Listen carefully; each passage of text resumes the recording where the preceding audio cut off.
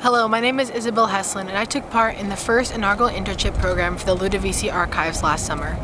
With the help of Professor Brennan, I was able to research the Sallustiano obelisk in Rome. Unfortunately, due to COVID-19, I was unable to film this video on top of the Spanish Steps, but I'm instead standing in front of Cleopatra's Needle in Central Park, New York. Unlike the obelisk I stand before, the Sallustiano obelisk is 1,000 years younger than Cleopatra's Needle. It is also technically not a pharaonic obelisk due to the fact that the hieroglyphs that adorn it were not carved until it reached Rome.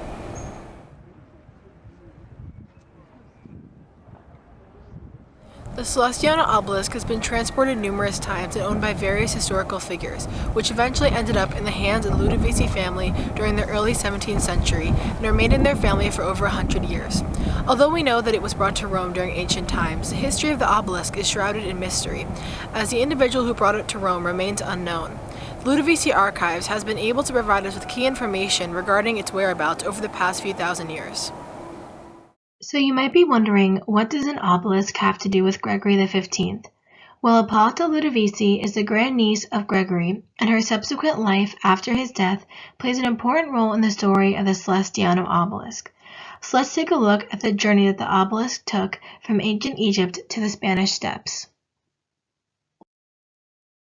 The story of the obelisk starts sometime between 30 BCE and 275 CE, as it is unknown when exactly the obelisk was brought to Rome. As I stated before, the obelisk is not a pharaonic obelisk, because its hieroglyphic inscriptions were not carved into it until it reached Rome. The inscription is identical to that of the obelisk of Ramses II from Heliopolis that Augustus set up in 10 BCE in the Circus Maximus that today is in the Piazza del Popolo. There have been many theories as to which emperor should be coined the bearer of the obelisk, which ranges from the reigns of Augustus, Caligula, and Aurelian. The earliest piece of information that we currently have regarding the obelisk is a Latin description that dates back to the 4th century CE.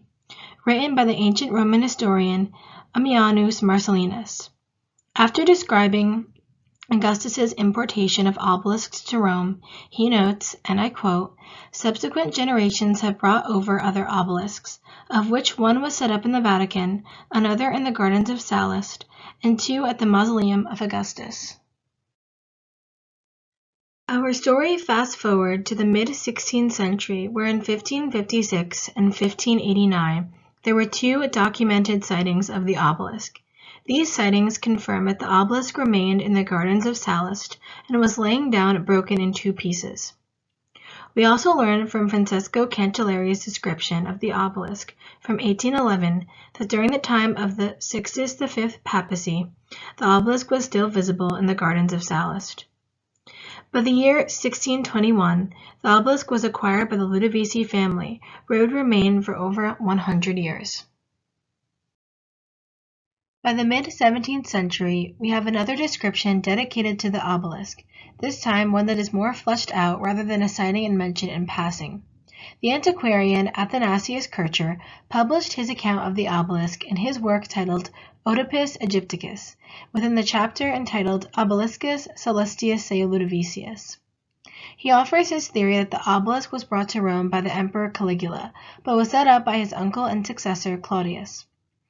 Although he touches upon the hieroglyphic inscription, as we know, hieroglyphs were not deciphered yet, so the most important information from his account is the location of the obelisk during the time in which he was writing about it. He offers a detailed drawing of the obelisk, which depicts it laying down broken in two. He also states, at present, the obelisk now lies almost completely buried, broken in two parts in the villa, exceptionally handsome in its charm and splendor, of the most excellent Prince Niccolo Ludovisi. This obelisk they suitably call Ludovisian, from the property's owner.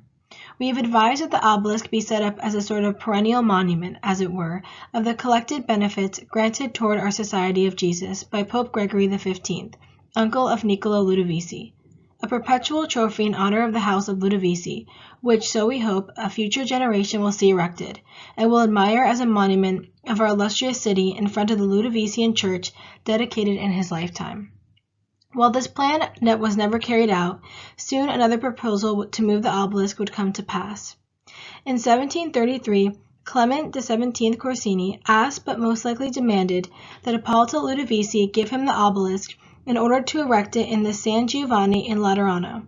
Around 1736, the obelisk was moved from the Ludovisi property, but was never erected in the Laterano, and instead laid abandoned for some time.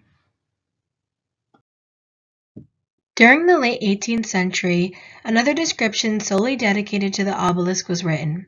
This time, a pamphlet by Tommaso Gabrini, who was a member of the Literary Society of the Arcadians, published his pamphlet under his Arcadian pseudonym Nautilo Lemnio. He offers various ill-informed assumptions regarding the hieroglyphic inscription and the individual who brought the obelisk to Rome, which he concludes to it being Emperor Aurelian, but with very little evidence to suggest that it could be an accurate theory. He still does offer some interesting information regarding the obelisk, in that he says that there was once a circus within the gardens of Sallust, which at one time featured the obelisk in the center. He also says that during the time that the pamphlet was written, the seats and the vestiges of the circus were still visible. Eventually, in 1789, the obelisk would reach its final resting place after being erected in the Piazza della Trinità dei Monti, on top of the Spanish Steps, where it remains today. In 1811, Francesco Cancelleri wrote an account of the obelisk where he attributed Giovanni Antiorni of Camerino the architect of the obelisk before the church of the Trinità dei Monti, who before raising the obelisk set up a model in canvas for the Pope's approval to see how it would look from various lines of sight. During the late 19th century, early 20th century, the ancient red granite base of the obelisk was moved to an off-site storeroom where it remained for 36 years. In 1927, to mark the 4th anniversary of the March on Rome, Mussolini's regime moved the block to the small garden on the Capitol line, where it was decorated with an altar and inscribed. The inscription read, "This stone on the imperial hill of Rome will remember over the centuries the heroic sacrifice of the fallen for the revolution of the black shirts." In 1946, the altar was demolished and the base was moved a few meters away, with the inscription turned away from public view. It still remains there, turned away from the path towards a Roman Republic wall. I chose to study the Sallustiano obelisk because I thought it would be the perfect way to tie together my two academic interests, classics and Egyptian history.